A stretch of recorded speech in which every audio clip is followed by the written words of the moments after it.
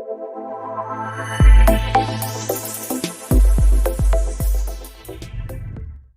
kesempatan yang indah yang Tuhan masih berikan dalam setiap kehidupan kita.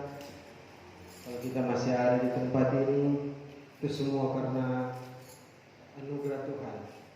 Amin.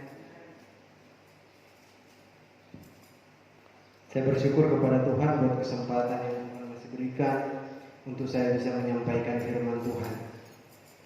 Tidak berlambatan waktu, mari kita buka Alkitab kita di dalam Kejadian pasal 6 ayat 9 sampai 22. Kejadian pasal 6 ayat 9 sampai 22. Kalau sudah dapat, mari kita semua bangkit berdiri. Saya akan baca ayat yang ke-22 saja. Kejadian 6 ayat 22. Lalu Nuh melakukan semuanya itu tepat seperti yang diperintahkan Allah kepadanya, demikianlah dilakukannya. Puji Tuhan, silakan duduk.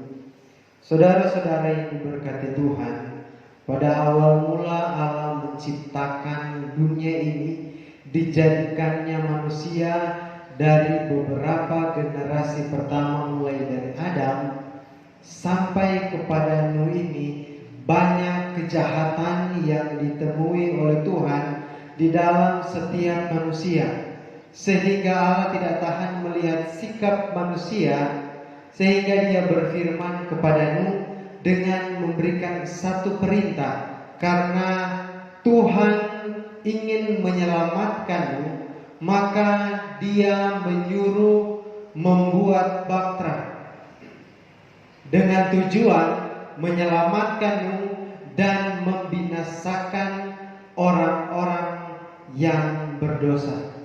Nah, saudara-saudara yang diberkati Tuhan, ada satu hal yang akan kita lihat pada saat pagi hari ini, di mana kalau kita melihat keberadaan Tuhan di dalam kehidupan manusia akan mempengaruhi kehidupan manusia untuk bisa melakukan segala sesuatu. Amin. Saudara yang diberkati Tuhan, Nuh mereka hidup di zaman dulu, zaman belum seperti sekarang yang segala sesuatu bisa dilakukan dengan mudah karena kecanggihan teknologi dan sebagainya. Tetapi nilai ketaatan yang dimiliki oleh Nuh sangat mahal, sehingga dari sekian banyak manusia yang ada pada waktu itu, Nuh yang dipilih oleh Allah untuk tinggal di bumi, karena yang sisanya akan dimusnahkan. Nah, saudara-saudara, ayat yang ke-13,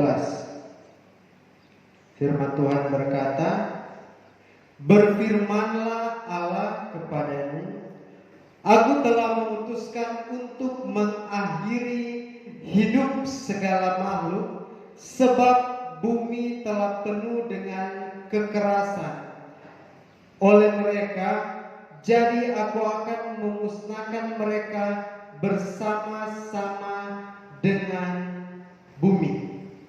Ayat 14, buatlah bagimu sebuah bahtera dari kayu gofir. Bahtera itu harus kau buat berpetak-petak dan harus kau tutup dengan pakal dari luar dan dari dalam. Beginilah engkau harus membuat bahtera itu. Nah, saudara-saudara, stop sampai di situ dulu. Nuh itu dia tidak mempunyai pendidikan dalam membuat kapal.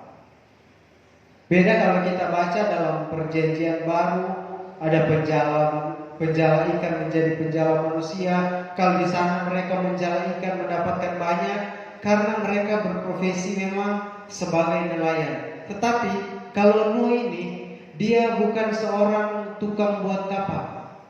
Tetapi satu hal yang sangat istimewa, ketika Tuhan memberikan perintah kepada Nuh.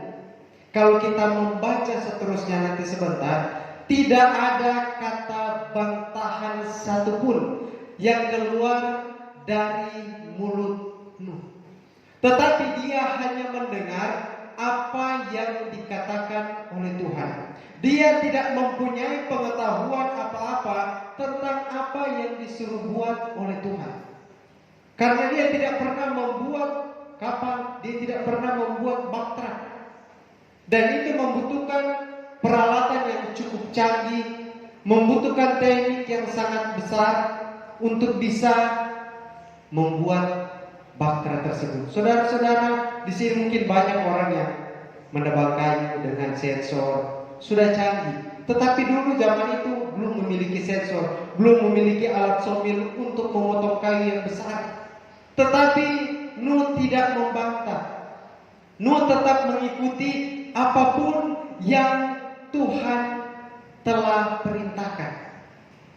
Kita baca seterusnya ayat yang ke-15 tadi.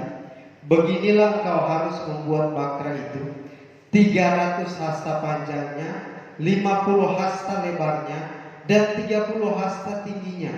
Buatlah atap pada bahtera itu, dan selesaikanlah bahtera itu sampai sehasta dari atas, dan pasanglah pintu pada lambungnya. Buatlah bahtera itu bertingkat, bawah, tengah, dan atas. Sesungguhnya aku akan mendatangkan air bah meliputi bumi untuk memusnahkan segala yang hidup dan bernyawa di kolong langit. Segala yang ada di bumi akan mati binasa. Saudara-saudara, kita akan berbicara tentang alegori dari ukuran-ukuran kapal ini, ukuran-ukuran daripada bahtera. Tetapi satu hal yang kita lihat, bahwa Tuhan mempunyai rencana yang indah bagi manusia. Amin. Tuhan memiliki rencana yang sesuai dengan rancangan Tuhan. Karena ketika Tuhan merancangkan sesuatu, Dia sudah tahu bahwa itu adalah rancangan terbaik. Amin. Dan kita sebagai manusia, ketika mendapatkan satu rancangan dari Tuhan, tugas kita hanya apa? Mengikuti dari pembuat rancangan. Nuh mengikuti apa yang diperintahkan oleh Tuhan. Dia membangun bahtera sesuai dengan ukuran. Saudara-saudara, perintah daripada Tuhan itu diterima oleh Nuh. Walaupun Nuh tidak ahli dalam membuat kapal.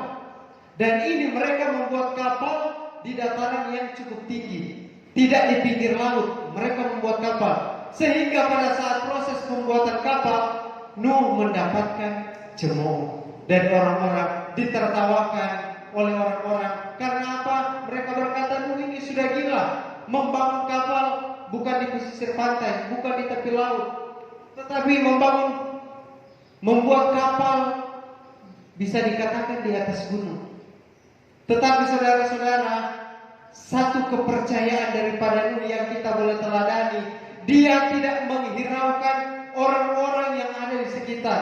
Dia tidak memusingkan orang yang mengejek dia, tetapi dia tetap mengikuti apa yang dikatakan oleh Tuhan.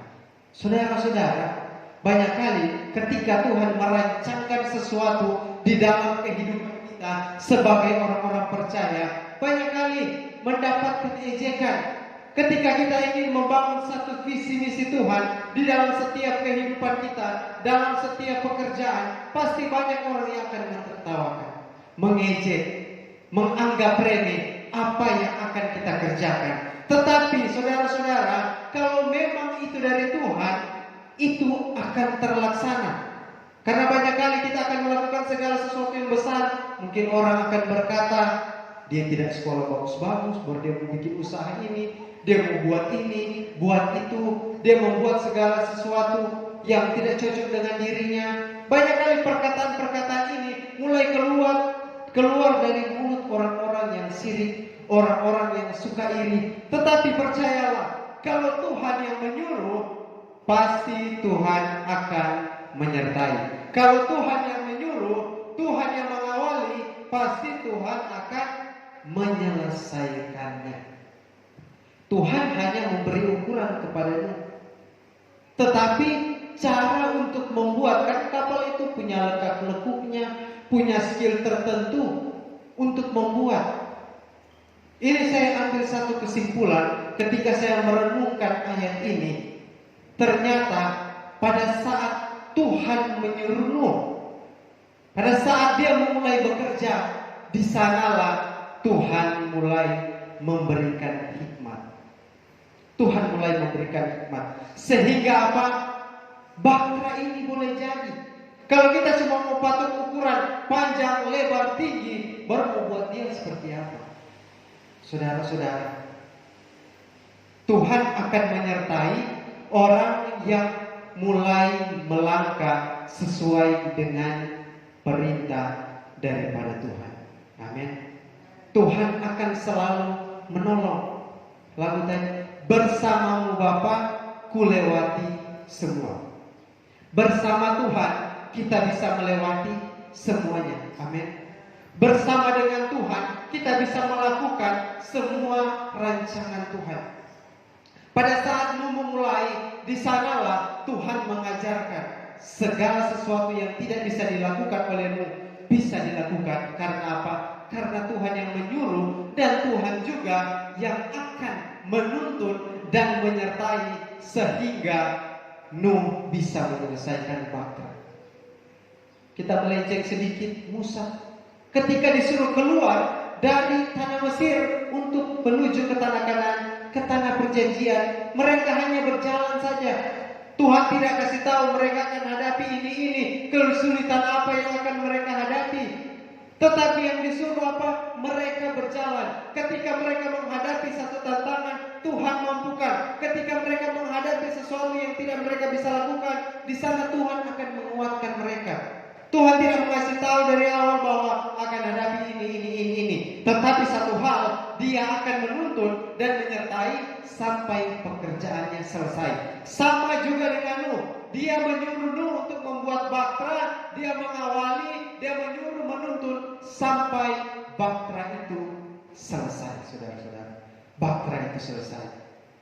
Sesuatu yang disuruh oleh Tuhan untuk dibuat, berarti sesuatu itu akan membantu kehidupan kita, akan menuntun kehidupan kita, akan membuat kehidupan kita menjadi lebih baik. Amin. Nuh membuat bahtera itu untuk menyelamatkan kehidupan daripada mereka sendiri.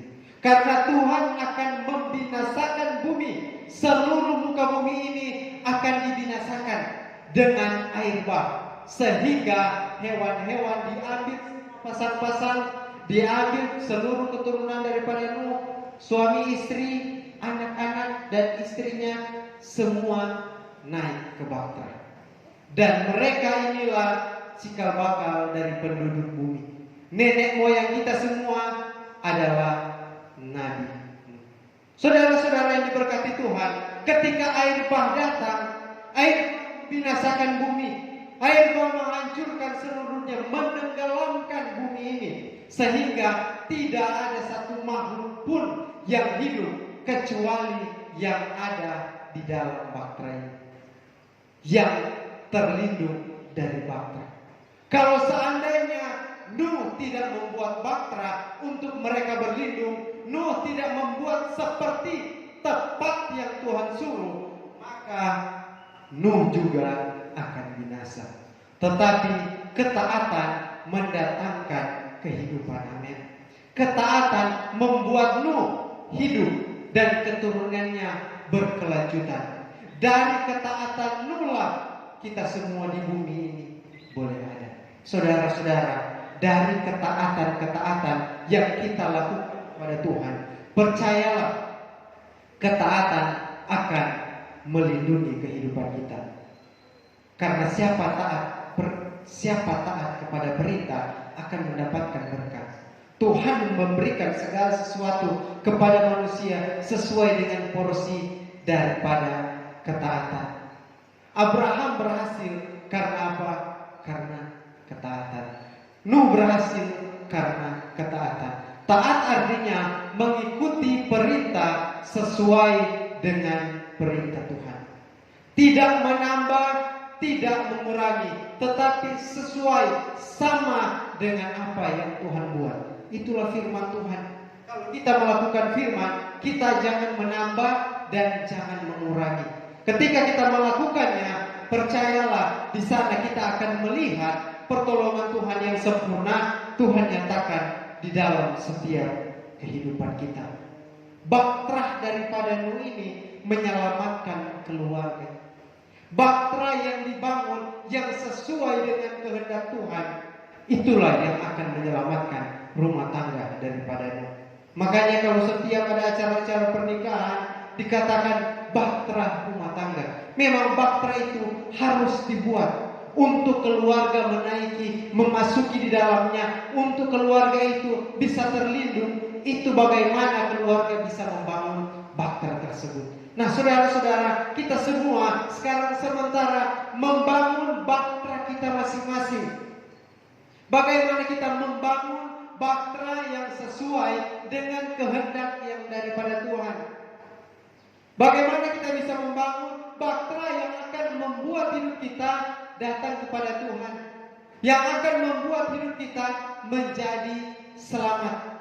Karena bahtera yang dibuat oleh Nuh adalah tujuannya untuk keselamatan daripada keluarga.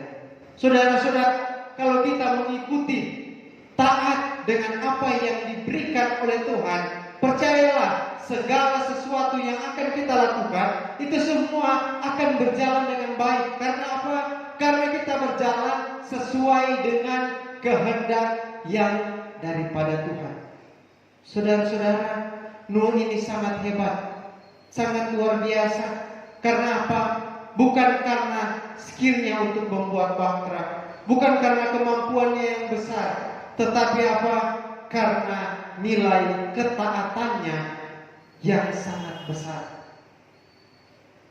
Kalau kita mentaati sesuatu yang masuk di logika kita, itu sangat gampang. Kita mentaati sesuatu yang kita bisa buat secara langsung itu gampang. Tetapi kalau kita mentaati sesuatu yang kita tidak bisa buat, tetapi kita bisa mengikutinya, itu baru luar biasa. Amin. Karena Nuh mentaati sesuatu yang tidak pernah dia buat, yang tidak bisa dia lakukan, tetapi dia mempunyai ketaatan yang sangat besar. Sehingga apa? Bahtera itu boleh terlaksana, bahtera itu boleh jadi, dan bahtera itu boleh menyelamatkan keluarga Nuh daripada malapetaka air bah. Saudara-saudara yang diberkati oleh Tuhan, di saat pagi hari ini kita mau mengawali tahun 2022, biarlah kita boleh mengawali dengan mengikuti perintah daripada Tuhan, mengikuti jalan jejak yang diperintahkan oleh Tuhan di awal tahun ini. Kita mungkin melihat ke belakang sedikit. Tahun 2021 kita mulai perbaiki setiap langkah-langkah kita, kehidupan kita yang mungkin jauh daripada Tuhan, yang mungkin kita belum lakukan yang terbaik untuk Tuhan. Baiklah di tahun ini kita mulai mengawali dengan ketaatan seperti yang dilakukan oleh Nuh. Dia boleh taat kepada Tuhan. Baiklah kita mulai taat. Kita mulai perbaharui kehidupan kita untuk kita boleh selalu taat kepada Tuhan. Taat datang beribadah, taat tempat beribadah, rajin baca firman, rajin berdoa. Supaya apa? Kita mengikuti perintah Tuhan. Kalau kita mengikuti perintah Tuhan, di sana ada Tuhan selalu di dalam setiap kehidupan kita. Tadi pagi saya khotbah, saya berbicara tentang kedekatan dengan Tuhan. Hanya dekat Allah saja aku tenang. Saya bilang bahwa di dalam Allah ada damai sejahtera, ada sukacita. Sehingga pada saat kita dekat dengan Allah, kedamaian itu akan tertransfer di dalam kehidupan kita. Saya beri contoh, kalau kita dekat dengan matahari. Matahari itu memiliki panas. Kalau kita berdiri di tempat yang panas, otomatis panas itu akan pindah di dalam diri kita. Saya kasih contoh lagi tadi, rica, buah rica. Rica itu pedis, kalau kita gosok atau kita hirup, kita akan menikmati pedis tersebut. Nah, kalau kita dekat dengan Allah, bersama-sama dengan Allah, otomatis apapun yang dimiliki oleh Allah itu akan kita terima. Apapun yang dimiliki oleh Allah, dengan sendirinya kita akan dapatkan.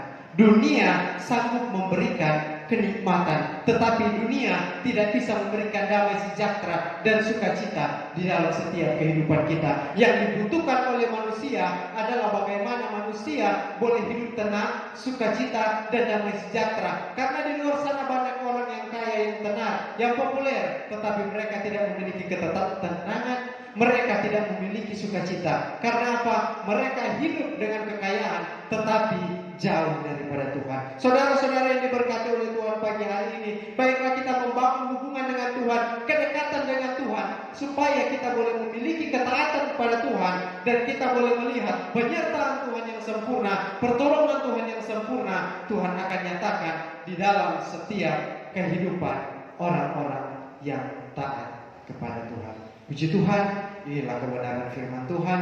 Biar kebenaran firman Tuhan di pagi hari ini boleh menguatkan kita, boleh mengingatkan kita untuk taat kepada Tuhan.